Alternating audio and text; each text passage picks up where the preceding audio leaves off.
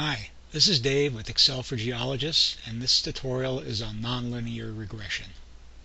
Let's begin by examining the data. First, let's look at the porosity. We'll select it in column A, and on the status bar we'll note that the average porosity is 9.7%. Our numerical count is 51, and our min is about 2, and the max is about 21. Now let's look at the permeability data. So we'll highlight column B. The average is about 24 millidarcies. The min is 0.001, and wow, the max is almost 300. That's roughly 5 orders of magnitude. This should tell us that a linear regression analysis isn't going to work. We'll need to look at the permeability data in log space. Before proceeding with the nonlinear regression analysis, let's look at a linear regression analysis of the data, which I've already done using the regression tool in the data analysis tool pack. The scatter plot of our porosity and permeability data shows us that the data is nonlinear. The linear trend line has an r-squared value of 0.43 and a standard error in the y of 35 millidarcies, which isn't very good. Furthermore, our residual plot shows this biased U-shape to it, which is telling us that our model is under-predicting in the high and low values. This should be an indicator that we're going to need to use a nonlinear model. First step in doing our nonlinear regression will be to make a scatter plot of the porosity versus the log 10 of permeability. Let's calculate the log 10 of permeability equal log 10 of our perm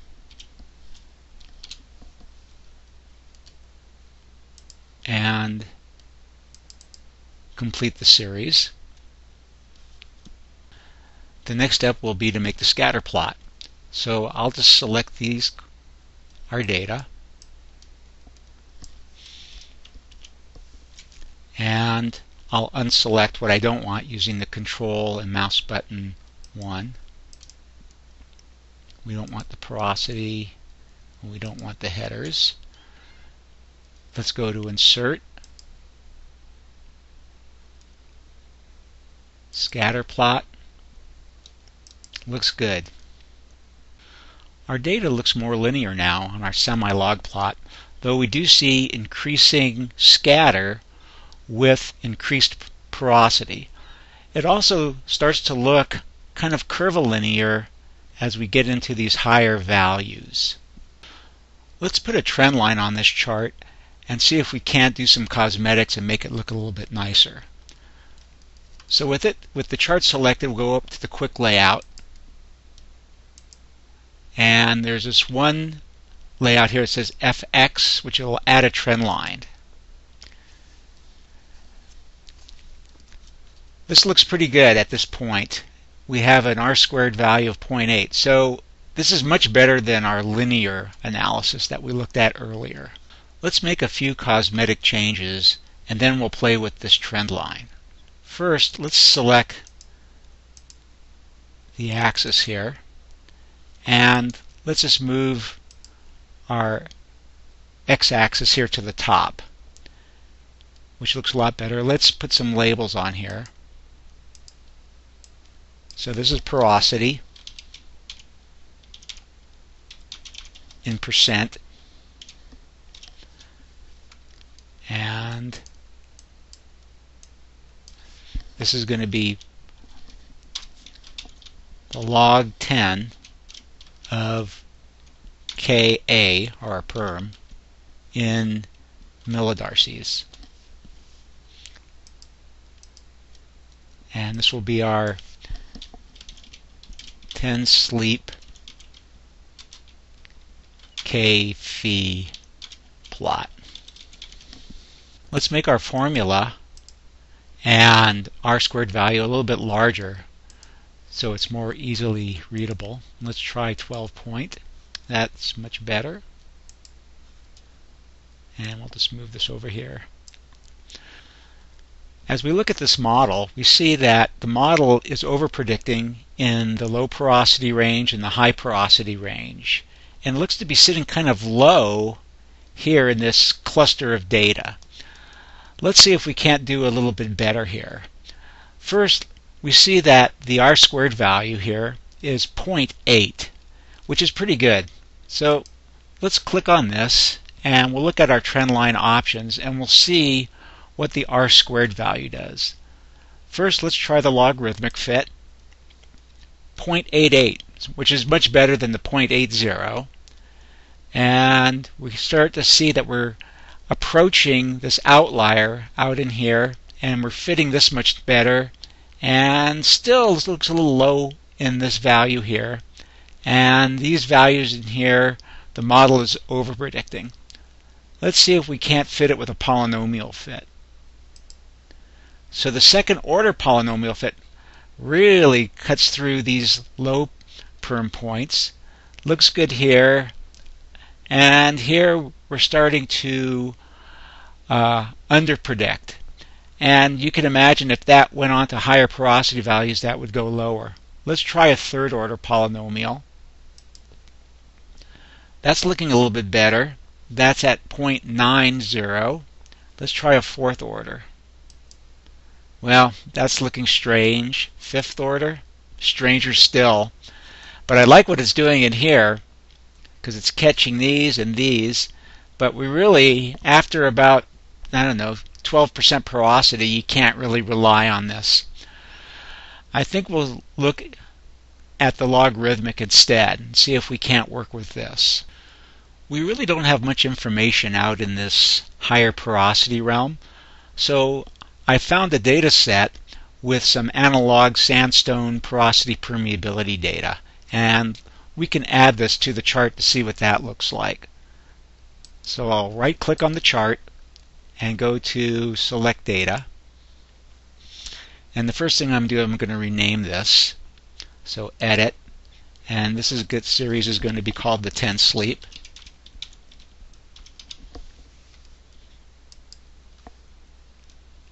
And now I'll add some data, and this is going to be our analog sandstone. And I'll go to my spreadsheet here with the sandstone average Kphi, and we'll select our X values.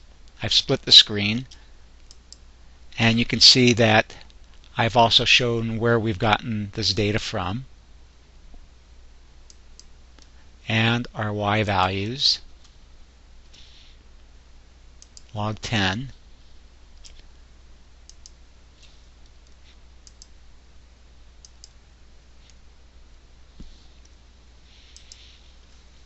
and that does fill in this area and going up to 60%, whereas we were down here at 20. So let's make these points a little smaller so it doesn't clutter our plot. So we'll go to marker, marker options, built in. Let's make it a plus sign, and let's make them a little bit smaller. That looks pretty good, and maybe a gray color.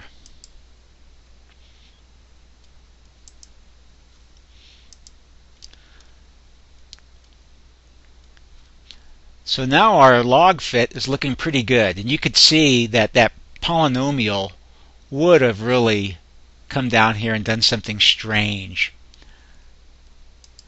So I think we'll stick with this logarithmic fit to our data for now. I've done a couple of things. I've changed the color of our trend line to make it more visible, and I've copied our model formula here into cell D2, and in the formula bar you can see the formula. And what we want to do is we want to look at the error involved between our trend line and our data, which would basically be what is the difference between the measured value and the modeled value. So we're going to make that calculation. First, let's complete the series here by double-clicking in the lower right. And now we can calculate what that difference is in base values. So equal our permeability that was measured minus the base value of our modeled, which would equal 10 raised to the modeled permeability.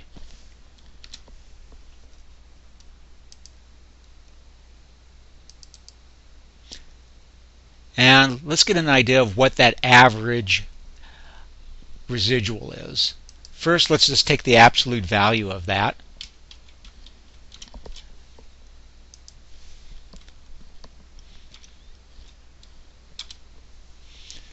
Complete the series.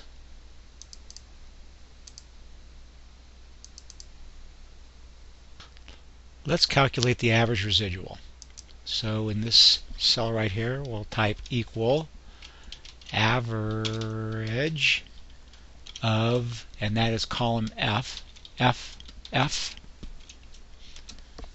And for comparison, let's look at the average of our base measured values. Equal average, and that is B, B. And let's just make these, they're fairly close. Let's try to make these the same. So not too much of a difference. Let's look at the residuals graphically. And so we're going to plot porosity versus our residuals. And so we'll just come over here and I'm going to select our data. And I'll deselect what I don't want. So I'll deselect column D, column C, and column B, and do it one more time to deselect them. Insert,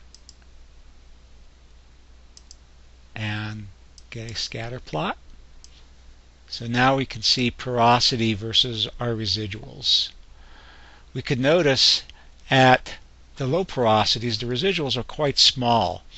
But as we get into the higher porosities, we can see both very high residuals and very low residuals. And notice here we have this one outlier here around 21% porosity. So my question is what will happen to our trend fit if we either exclude this outlier, or if we think it's more important and we want our trend line to go through that, perhaps we can weight this. So we'll look at those two scenarios. In the first scenario, let's get rid of this outlier here. So I'll just come up here to my first row and click on filters, and then we'll deselect that one value. And before I do, let's look here that the R squared is 0.886 and our average from our residuals here is 23. Well, let's see what happens to those values. So now it's 883, so not quite as good as it was before. It hasn't really affected that residual. Now let's explore the second scenario, and we'll weight this outlier here. And to do that, I'm just going to replicate that row of data 15 times to weight it. So I'm going to come down to the bottom of the data set here, Control C and Control V. And we'll need to change our plot. So I'm just going to come over here, I'm just going to copy it, Control C, and I'm going to paste it in here. So I've just duplicated that. And what I'm going to do on this plot here, I'm just going to change the range of the data so we can see what that looks like.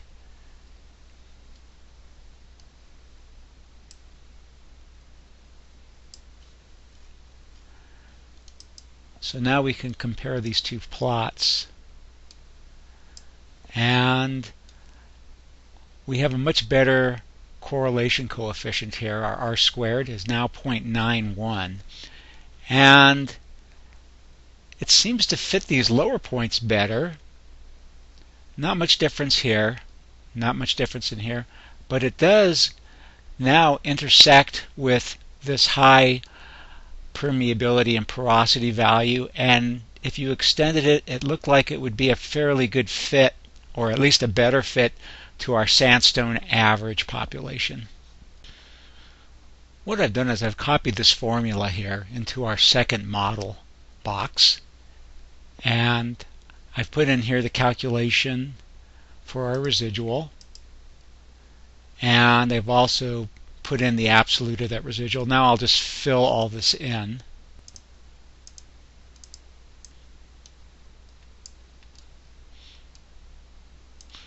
I'm only going to fill this down to our original data set and not reproduce our weighted values, because that will certainly bias the average. And so now we can see that the average residual is about 15, so significantly less than the first model. I'd like to reinforce that these averages here are only for comparison. They're not really meant to represent the central tendency of these values.